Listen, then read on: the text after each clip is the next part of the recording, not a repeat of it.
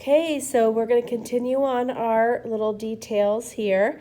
So we're going to be adding and filling up the spaces. The part that really makes it look unfinished to me is seeing like lots of space like this. So I've already pre-cut some of these little pieces like this, that I can kind of overlap this to fill in that space a little bit more.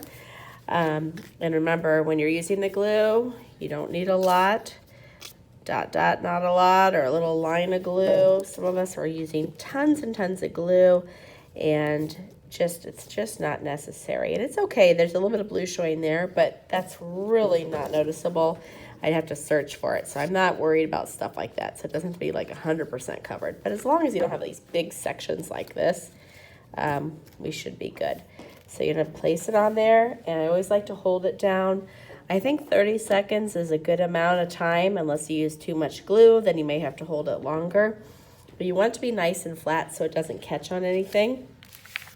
Then you have pieces like this, you can kind of tuck behind there. If it's too big, you just trim off a little bit, give it a little shake, sometimes more of a shake for it to get going. Then you can kind of tuck this behind the pieces. I think it looks neat and interesting when you have that layering of the foreground, the middle ground, and the background.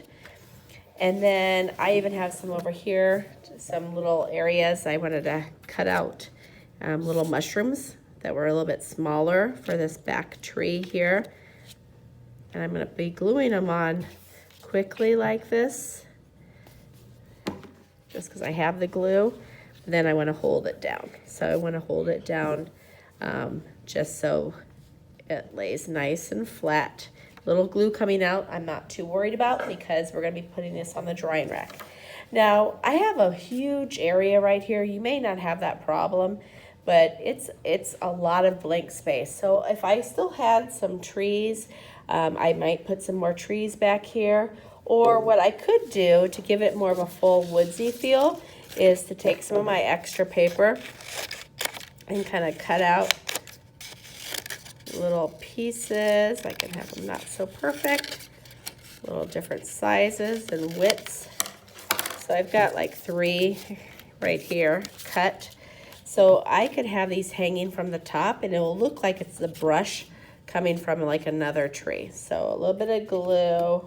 Not going to hold those down quite yet because I'm not exactly sure how I want it to lay.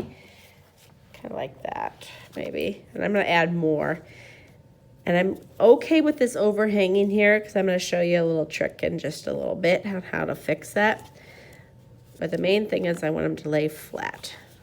Okay, and any extra glue, I kind of wipe off, but you can certainly leave it. Okay, so these pieces where it's overhanging, what you can do is just take your scissors and cut it off, and that gives it a nice clean look. So I feel like if I do a few more right in there, add some maybe more over here to this section, I think that that would be really nice. And I'm good with it the way it is, but if you want to take oil pastel, if you want some dots on here, you can add some dots with oil pastel. If you want a little bug crawling up here, or a butterfly, or, you know, ladybug, you can certainly add that. I think oil pastel will show up really nicely on this. Maybe a little bit of colored pencil, but if you just want to leave it like this, I'm totally fine, as long as you think about the top.